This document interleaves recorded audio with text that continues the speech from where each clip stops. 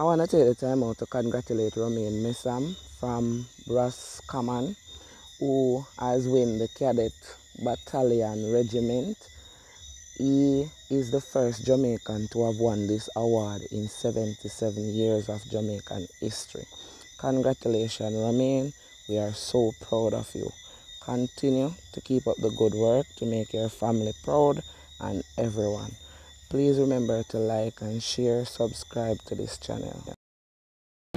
Yeah, and people always are coming from a video and I say, Skinny, we have a party in New York, so want your book feed. So Skinny, make sure you be there for the people in party and make it loud.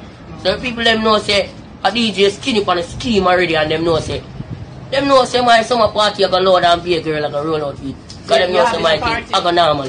You know people, wanna stop the violence right now people, me I beg you no please stop. Any people who are in the area with a firearm, we don't need to stop. Every time we kill people on these things, we don't need to stop. So, in Kingston police station, we don't need to stop people. I don't want to see you with firearm people, we don't need to stop. Please, I'm begging you. We need to get my video them out people, we don't need to stop this thing right now.